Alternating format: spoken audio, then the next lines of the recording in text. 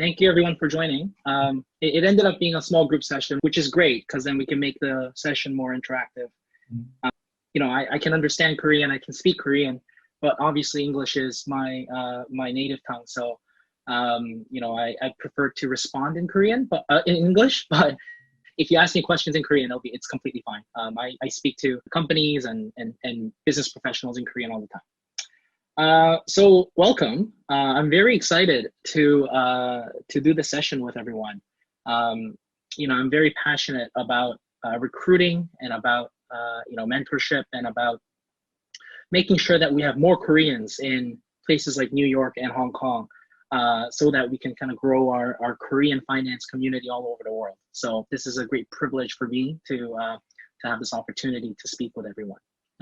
My goal today is really to give you all the insights from a recruiter's perspective, and really share exactly what's going on in our minds as we look for people to hire, so that you'll have a better chance of recruiting, all the way from setting up your resume to crushing the interview. And then even after you get the job, how do you kind of progress in the buy side as a Korea junior analyst that you'll probably start off into hopefully a regional or a global portfolio manager over time. So that's really my main goal today. And I hope to make the session interactive. Please interrupt me with lots of questions, because in the end, this session is for you, and it's really what you make of it. So, I'm all yours. So just as a brief background, my name is Jack. That's not my real name, but I decided to go with it because, obviously my company doesn't want me to do these sessions. It's nothing bad, but I think it's just for obvious reasons. It's always good to stay anonymous. But I am currently a portfolio manager at a very, very large global asset management company. I'm based in Hong Kong, but as you can see on the right side in the pictures, I've worked in Seoul, I've worked in New York, I've worked in and I'm working in Hong Kong, in places like Credit Suisse, Merrill Lynch, Goldman Sachs. Actually, I did an internship in IBD in Seoul. And there's this one time, we went to Heshik and then we went to Noraebang, and they asked me to sing a song. I was like 21 at the time, and 20 at the time. And they asked me to sing a song. And I grew up in Canada, in North America. And so the only song I knew was Eminem. And so I started rapping. And then the boss at the time just told me to sit down. 너 그냥 앉아. So that was my experience working in Korea. I'm sure you guys are doing much better than me. But that's how how a little bit more Western culture I am. I need to learn some 11번고? Is that the right term?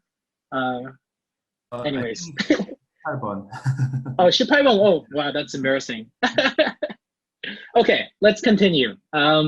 So before we get into different roles in the buy side, I want to explain to you why the buy side even exists. So if you think about all the money in the world, everyone wants to generate higher returns for passive income, for different reasons, right? You're saving and you're investing, you want returns so that you can do things with it. And so if you think about pensions, like national pension, 국민연금, right?